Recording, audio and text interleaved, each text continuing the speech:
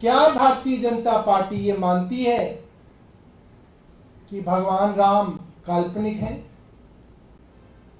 क्या भारतीय जनता पार्टी अब ये मानती है कि रामायण काल्पनिक है? मगर एक ही दिन में भगवान बदल दिए, एक ही दिन में जय श्री राम का जवाब जय जगन्नाथ से दिया। मैं चुनौती दे रहा हूं एलजी साहब को, आप वो वीडियो जनता के सामने पब्लिक कर दीजिए, देखने दीजिए जनता को क्या चर्चा होती है दो मंत्रियों की और एक एलजी साहब की। एलजी साहब गलत बोल रहे हैं।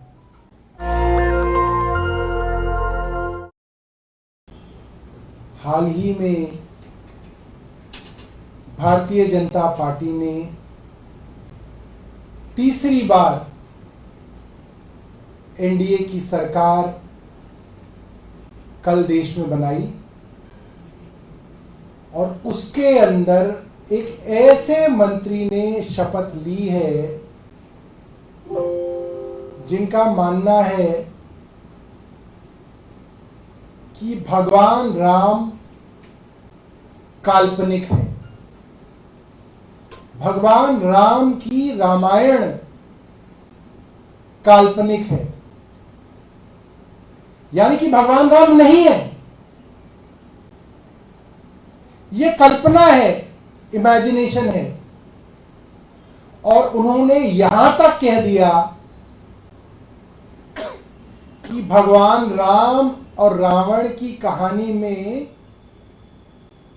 तो रावण ज्यादा बेहतर है, राम से बेहतर रावण है, राम से कर्मठ रावण है।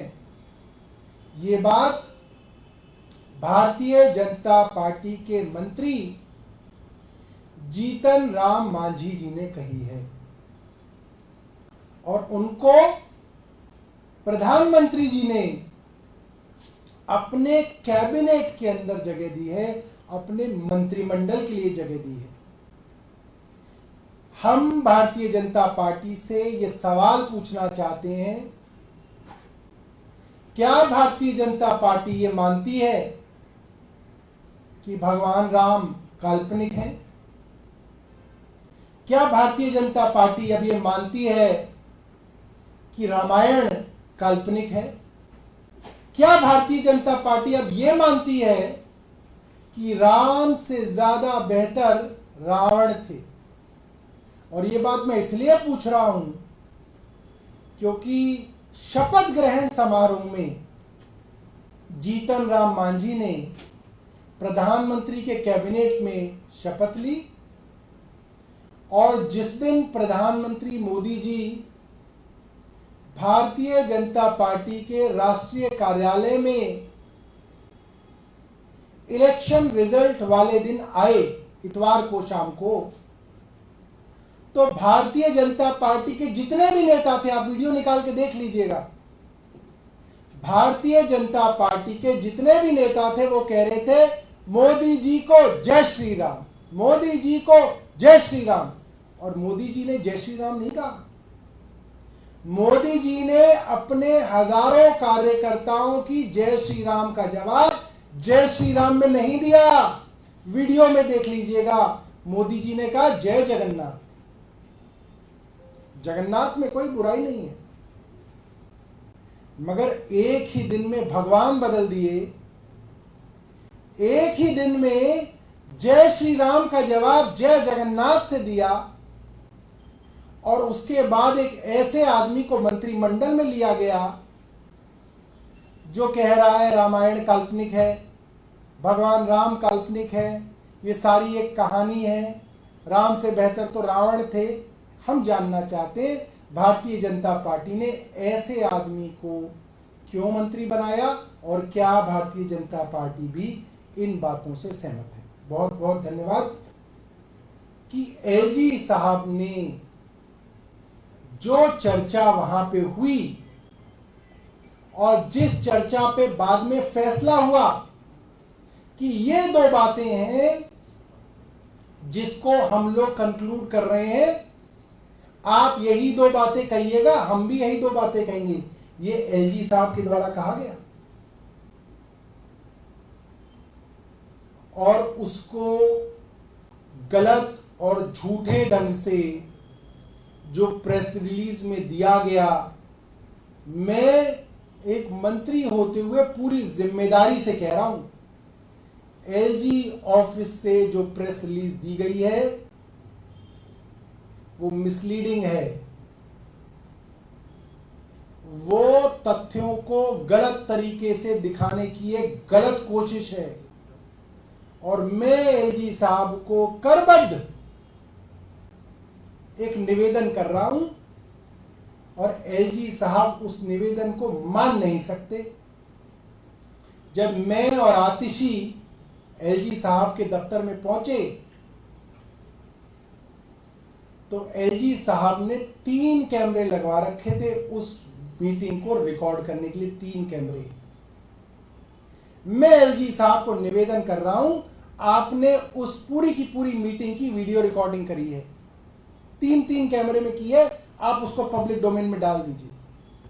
मैं ये निवेदन कर रहा हूं, आप उसको पब्लिक कर दीजिए, दिल्ली और देश की जनता को देखने दीजिए वहां पे क्या चर्चा हुई थी और कैसे एलजी एक चर्चा को गलत तरीके से जनता को गुमराह करने के लिए दे रहे हैं।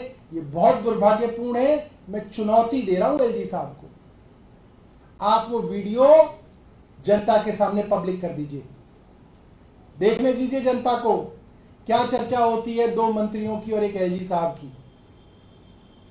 एलजी साहब गलत बोल रहे हैं और मैं आपको कह रहा हूं एलजी साहब बिल्कुल भी उस वीडियो को पब्लिक नहीं कर सकते, क्योंकि पब्लिक कर देंगे तो उनकी पोल खुल जाएगी, जनता को उनकी सच्चाई सामने आ जाएगी। आप कुछ भी कर लीजिए, एलजी साहब उस वीडियो को आप लोगों के आगे पब्लिक नहीं करेंगे और इससे साबित होता है कि एलजी और एलजी का कार्यालय गलत, गुमराह करने वाली, मिसलीडिंग प्रेस रिलीजेस देता है, जो कि कानूनी अपराध भी है। और कोई सवाल? ऐसे में समाधान क्या निकलेगा आप दोनों के बीच में जो भी चल रहा है? समाधान बोल तो रहा हूं, मैं आपको बोल रहा हूं, वीडियो है, रिलीज कर दें एलजी साहब, पानी का समाधान, दूध का दूध पानी का पानी हो जाएगा, उससे पानी का समाधान भी निकल जाएगा। आपको पता चल जाएगा कि पानी क्यों नहीं आ रहा दिल्ली वालों के घरों में, आपको पता चल जाएगा कौन जिम्मेदार है उसके लिए, आपको पता चल जाएगा 2 साल दिल्ली में क्या हो रहा है। उस मीटिंग की वीडियो अगर बाहर आ गई तो एलजी साहब की और भारतीय जनता पार्टी की पोल खुल जाएगी, मैं यहां तक कह रहा हूं। और ये बात मैंने एलजी साहब को उनके कमरे में भी कही थी कि एलजी साहब ये जो वीडियो बना रहे हैं उसको पब्लिक कर लो, हम आपको कह रहे हैं, और अगली बार से आप लोगों को बुला लिया करो। मैंने ये भी कहा उनको, अगली बार मीटिंग करनी हो तो मीडिया को बुला लिया करो, लाइव होने दो, लोगों को पता तो चले कि हो क्या खेल रहा है। तो आज एलजी पूरे देश के सामने एक्सपोज हो गए क्योंकि वो उस वीडियो को पब्लिक नहीं कर पाएंगे। नेशनल दस्तक की आपसे गुजारिश है कि अगर इसको बचाना चाहते हैं तो नेशनल दस्तक को सब्सक्राइब करने के लिए रेड कलर के सब्सक्राइब बटन को दबाएं, फिर बेल आइकन की घंटी दबाएं। नेशनल दस्तक को बचाने के लिए बहुत जरूरी है कि हर खबर को शेयर करें, लाइक करें, कमेंट जरूर करें।